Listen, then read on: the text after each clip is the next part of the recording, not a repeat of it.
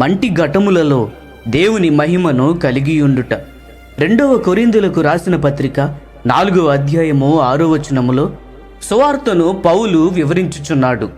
అనేకులు ఈ సువార్తను గ్రహించి అనుభవించకుండునట్లు సాతాను అనగా ఈ యుగ సంబంధమైన దేవత వారి మనోనేత్రములకు గురుడితనము కలుగజేసి ఉన్నాడు. ఈ భూమి మీద దేవుని మహిమనే అనగా క్రీస్తునే నిజమైన స్వాస్యము అనగా ఐశ్వర్యముగా కలిగి ఉండగలమని పౌలు చెప్పుచున్నాడు.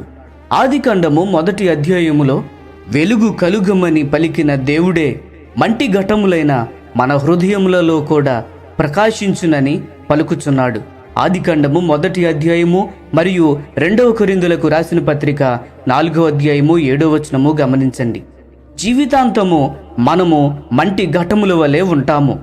దేవుని మహిమయే క్రీస్తే ఈ పాత్రలో ఉన్న ఆకర్షణీయమైన విషయము. పాత నిబంధనలో అబ్రహాము మరియు దావీదు సిరి సంపదలు కలిగి ఉన్నారు. అది ఈ లోక మహిమ.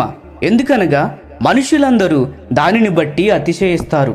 కానీ క్రొత్త నిబంధనలో పౌలు లాంటి భేదవారిని మరియు ఆకర్షణగా లేని వారిని దేవుడు వాడుకున్నాడు. పౌలు నిలువబడి మాట్లాడుచున్నప్పుడు ఎక్కువ ఆకర్షణీయముగా కనబడేవాడు కాదు. కానీ అతడు అభిషేకము పొందియున్నాడు కాబట్టి భూలోకమును తలక్రిందులు చేయునట్లుగా దేవుడు అతనిని వాడుకున్నాడు. అపోస్తుల కార్యములు 17వ అధ్యాయము 6వ వచనము గమనించండి. నిజానికి ఆదాము కాలము నుండి తలక్రిందులుగా ఉన్న లోకమును పౌలు సరిచేసి ఉన్నాడు. అతడు బలహీనమైన పాత్రయే, కానీ క్రీస్తు మహిమతో నింపబడి ఉన్నాడు. నీకు కూడా నీలో ఏమి కలిగి ఉన్నావన్నది చాలా ముఖ్యమై ఉన్నది. ఈనాడు అనేకులు దైవజనులమని చెప్పుకుంటూ సినీ తారల వలె స్టేజ్ మీద నుండి మాట్లాడుచున్నారు. కానీ అపోస్తులుడైన పౌలు నుండి నిజమైన దేవుని సేవకుని గురించి ఆ విధముగా చూడము. అతడు బంగారు పాత్ర కాదు, అతడు మట్టి పాత్రయే. కాబట్టి మీలో ఉన్న బలహీనతలను బట్టి గాని లేక పరిమితులను బట్టి గాని నిరాశపడవద్దు. కానీ నీవు దేవుని ఎదుట మంచి మనస్సాక్షి కలిగి ఎల్లప్పుడూ పరిశుద్ధాత్మతో నింపబడి అభిషేకము కలిగి క్రీస్తుతో నింపబడినట్లు చూచుకొనుము. మట్టి పాత్రలలో ఉన్న వెలుగు 2 కొరింథీయులకు రాసిన పత్రిక 4వ అధ్యాయము 6-7 వచనములు గమనించండి. గిద్యోను సైన్యములో ఉన్న వెలుగుతో నిండిన 300 మందిని గుర్తు చేయుచున్నది.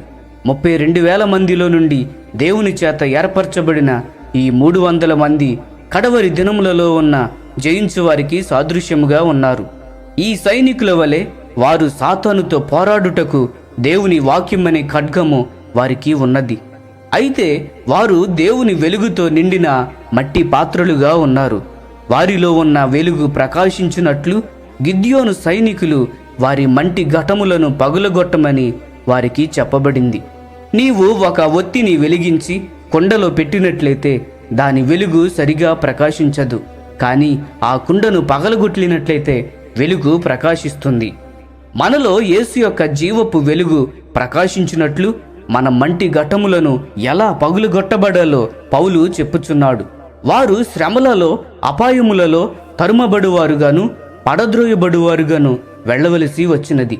కాబట్టి అతని మంటి ఘటము పగులగొట్టబడింది మరియు అతనిలో ఉన్న ప్రభువైన యేసు జీవపు వెలుగును ఇతరులు చూడగలిగి ఉన్నారు. చాలామంది విశ్వాసులు దీనిని గ్రహించరు మరియు ఆసక్తి కూడా కలిగి ఉండరు. కానీ ఈ శిలువ మార్గమే దేవుని జీవాన్ని సమృద్ధిగా అనుభవించే విధానము. నీవు ఒక గోధుమ గింజను భూమిలో నాటినప్పుడు దాని పై పొర పగులగొట్టబడుతుంది. ఆ విధముగా ఆ గింజలో ఉన్న జీవము విడుదలవుతుంది.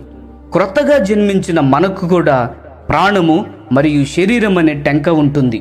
మనలోని దేవుని జీవము విడుదల కావాలంటే అది విరగొట్టబడాలి. ఆ విధముగా దేవుని జీవపు వెలుగు మనలో నుండి అనేకులలోనికి ప్రకాశిస్తుంది. లేఖనములలో ఈ నియమాన్నే మనము చూస్తాము. ఒక స్త్రీ ప్రభువైన యేసు యొద్దకు వచ్చి అత్తరు బుడ్డి తెచ్చినప్పుడు దానిలో అద్భుతమైన అత్తరు ఉన్నది.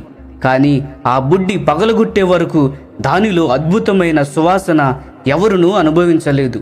అలాగే మనము కూడా విరుగగొట్టబడుటకు దేవుడు అనేక పరిస్థితుల గుండా నడిపిస్తాడు. అప్పుడు మనము ఇతరులకు ఆకర్షణీయముగా ఉండము. నీవు ఇతరులకు చాలా అందమైన వాడుగా కనబడాలని కోరవచ్చును, కానీ దేవుడు నీ కోరికను విరుగగొట్టనిమ్ము అని అంటాడు. మనుషుడు ఆత్మ, ప్రాణము మరియు శరీరం అనే 3 భాగములు కలిగి ఉంటాడు. క్రీస్తు జీవింపజేసే ఆత్మగా మన ఆత్మలోనికి వచ్చినప్పుడు అద్భుతమైన క్రీస్తు మహిమ మన ఆత్మలో ఉంటుంది. కానీ మన ప్రాణము మహిమ ప్రకాశించకుండానట్లు ఆటంకపరుస్తుంది.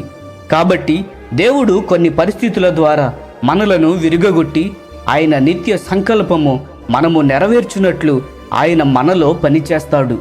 కాబట్టి ప్రియ స్నేహితులారా, మన దేహములతో దేవుని మహిమపరచాలి. ఈ సందేశములు మీకు ఆశీర్వాదకరముగా ఉన్నట్లయితే లైక్ చేయండి, సబ్స్క్రైబ్ చేయండి, అనేకులకు ఆశీర్వదించబడినట్లు షేర్ చేయండి. మీ విలువైన అభిప్రాయములను కామెంట్ రూపంలో మాతో పంచుకొనండి.